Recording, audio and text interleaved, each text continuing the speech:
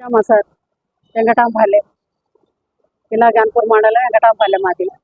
నా పెద్ద కొడుకు సిఐ, చిన్న కొడుకు ఎక్కడున్నది మాకు తెలియదు సార్. పేరు నాగేశ్వర రెడ్డి. చిన్న కొడుకు కానిస్టేబుల్. ఇద్దరు బిడ్డలు ఒక ఆమెను గంగారం ఇచ్చిన, ఒక ఆమెను గోపులాపురం ఇచ్చిన. వాళ్ళ కష్టం చేసుకొని వాళ్ళు బతుకుతున్నారు. మాకేం ఆశపడకుండా వాళ్ళ కష్టం చేసుకొని వాళ్ళు బతుకుతున్నారు.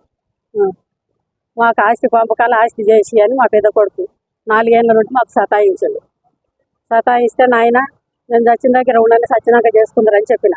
చెప్తే అట్లా కాదు, నాకు 2 కొడుకులు, మీరు చచ్చిపోతే సగం కావాలి అంటాడు తమ్ముడు. నాకు 2 కొడుకులు, నాకు 2 భాగాలు చేసి నాకు 10 ఎకరాలు, తమ్మునికి నాకు 20 ఎకరాలు, తమ్మునికి 10 ఎకరాలు. ఒక కొడుకు ఒక బిడ్డ కదా, తమ్మునికి 10 ఎకరాలు. తమ్ముని బిడ్డ ఉంటే నా కొడుకులు తమ్ముని కొడుకు కలిసి పెళ్లి చేస్తారు. నాకైతే ఇప్పుడు 20 ఎకరాలు అన్నాడు. ఇదేకటి పద్ధతి నాయన, ప్రపంచంలో లేనిది. నీ పెద్ద ఓదలు ఉండవు, ఏంటికి కారం అవుతావు నాయన. నీకు 1,00,000 రూపాయలు వస్తాయి, కొంత 50,000 వస్తుంది. నీ కష్టం నువ్వు చేసుకొని బతుకునైనా నువ్వు సంపాదించుకో. ఇంత దానికి ఎందుకు రద్దీ పడతావు?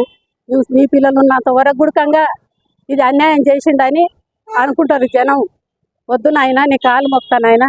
ఒకవేళ అమ్మనాయన చచ్చిపోయినరు అనుకో, అమ్మనాయన చచ్చిపోతే నేనే సాకినా, నేనే చెల్లెలు పెళ్ళిళ్ళు చేసిన అనుకో, నేనే తమ్ముని సాగిన అనుకో, పెద్ద మంచి చేసుకొని ఆయన ఈ కాలం కాకునాయన అని కాళ్ళు మొక్కిన. చెప్తే కూడా కాక పొట్టనీకి వచ్చిండు. కుర్చీ తీసుకొని ఉరికొచ్చినప్పుడు నాకు మోకాలకు ఆపరేషన్ అయ్యింది, లేచే పరిస్థితిలో లేను. నేను లబలబ మొత్తుకునే వాళ్ళకల్లా నా ముందర కుర్చీ వాళ్ళకి పెట్టిండు. అట్లా 4 సార్లు వచ్చి 4 కుర్చీలు వాళ్ళకి దిగాడు. ఒక్కడు ఒంటిగా వచ్చిండు, పేపర్ తీసుకొని వచ్చి నాకు ఏడాడిస్తావు ఇక్కడ రాసి, ఫస్ట్ నాకు ఏడాడిస్తావు రాసి అని 2 సార్లు వచ్చి బెదిరించిండు. బెదిరిస్తే ఉడకంగా నువ్వు చంపినా సరే కానీ 10 మందిని తోలుకొచ్చుకొని ఆయన అయితే అది చేసిస్తా కానీ 10 మందిలో మాట్లాడుకొని చేసుకుందరని చెప్పినాక నేను మా అక్క కొడుకును పిలిపించిన.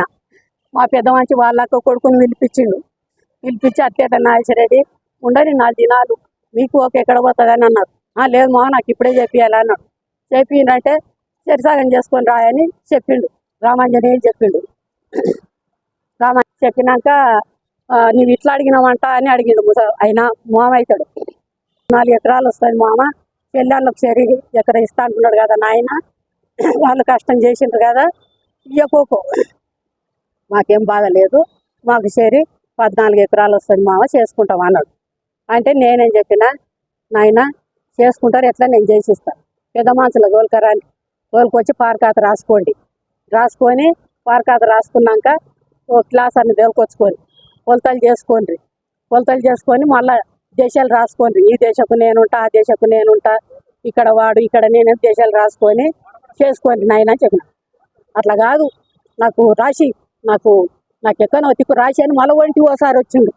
పారకాత రాసి ఇచ్చినాకనే మళ్ళీ వచ్చిండు నాడు. జనవరి ముందర వచ్చే పోతున్నాయన ఎలా వస్తా చూడు. పెద్ద కొడుకుకు 15 ఎకరాలు, చిన్న కొడుకు 11 ఎకరాలన్నారా ఇచ్చినాక మళ్ళీ ఇప్పుడు మళ్ళీ వస్తుంది నాకు ఇవ్వాలి. ఇచ్చిన దగ్గర ఎవరు చేసేది లేదు అని అందరు నాపిండు, కవులలో నాపిండు. కాకపోతే వాళ్ళు పెద్ద మనుషులు ఆయన కాయిదాలు బాగా పరిష్కాల కాయిదాలు రాసినాడు. పెద్ద మనుషులు ఉన్నారు కదా సార్, ఆ పెద్ద మనుషులను పోయి చిన్నోడు అడిగిండు, సార్ అన్నా నేను చేయించుకుంటానా నా పొలం అని అన్నాడు. అంటే వాళ్ళు ఇంకేముందిరా, తచ్చిపోయింది కదా, రిజిస్ట్రాలు అయినాయి, మీ అన్న లోన్ తెచ్చుకున్నాడు, నీవు లోన్ తెచ్చుకున్నావు, చేయించుకోపని చెప్పిండు. వెంకటేశ్వర రెడ్డి చెప్పిండు, గురుమూర్తి రెడ్డి చెప్పిండు, శ్యామసుందర్ రెడ్డి చెప్పిండు, గొల్ల యాదాయ చెప్పిండు.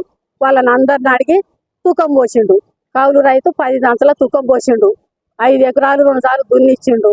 ఇప్పుడు 30,000 చిల్లర అయింది వాళ్ళకి ఖర్చు.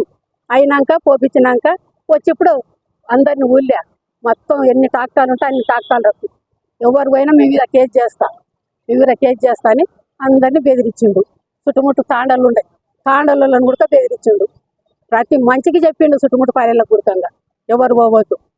మా తమ్ముడు వచ్చి నువ్వు చెప్పినట్లు ఒప్పుకుంటానే అని నన్ను అడిగితే వాడు పావం చేసి నాతోటి మాట్లాడిపిస్తే మిమ్మలను అప్పుడు నేను చెప్తా మీకు దున్ననికి, అంతవరకు పోయేది లేదని బెదిరించిండు. వాడు మొన్న 2 దినాలు 3 దినాలు 4 దినాల తర్వాత తిరిగి మందిని అడుక్కున్నాడు. మేము రామయ్య నీ వంట ఫోన్ చేసి మా ఆయన చెప్పినట్లు ఇంత అని మాట్లాడితే మామూలు అప్పుడు ఫోన్ చేయమన్నాడు. ఇంకా 5 ఎకరాలు కావాలి, ఇవ్వకపోతే తలకాయ రోట్లో పెట్టి దాంస్తా అని మాతోటి అన్నాడు. తలకాయ రోట్లో పెట్టి దాంస్తా, నరికి పొలి జల్లుతా తమ్ముడిని అట్లా. మామూలు ఏమంటాడు, బిడ్డ నీ లంజ గుద్దల జంగుడు లంజదానా, నేను చెప్పినట్లు వింటావా లేదా, నీవే నేర్పుతున్నావే తమ్మునికి అంటాడు. నీవే నేర్పుతున్నావే లంజదానా అని. మాకు ఒకరి దగ్గర ఒకరు పోగుద్దు, మామూలు వచ్చి కొడుతుండడు. వాళ్ళు ఎవరంతలా కొళ్ళు ఉండేటట్లు పిలిపించి భయం పెట్టు సార్ అని చెప్పినాం. ఇప్పుడు పోయి అడిగినాం కొడుకంగా, ఇప్పుడు పార్కాతి ఎట్లుందో, వాళ్ళ రిజిస్ట్రార్ రూల్ ఎట్లుందో అట్లే ఎవరి దాళ్ళు చేసుకోమని సార్. లొల్లులు వద్దు, నువ్వు చెప్తున్నాను ఇంటడేమో నాగేశ్వర రెడ్డి అని నీ తానికి వచ్చినాను సారు, నీ కాళ్ళు మోపుతాను సార్ అంటే అంత ఆయన కొనాలంటే నడుగుండి బయటికి నడుగుండి, మీరు నడుగు దమాకు లేదు మీకు, బయటికి నడుగుండ్రు అని అన్నాడు. మేము కాళ్ళు మోపుతామంటే ఒక మా మాటలు బయటకు దొరికించండి, పోయిన అని తలిగితే బెదిరిపోయి బయటకు వచ్చినాం. మేము నాగేశ్వర రెడ్డి తోటి ఫోన్లో మాట్లాడేది మేము విన్నాం. నేను సంపాదించిన సార్ అంటాడు. అంటే నీవు ఆయన సంపాదించిన ఆయన అంటున్నాడు కదా సార్. ఆయనకు జాబ్ రాకముందు మాతోటి ఎన్ని బాండ్ కాయిదాలు ఒకసారి చూడుండు సార్, మా బాండ్ కాయిదాలన్నా చూడుండు సార్ అన్న.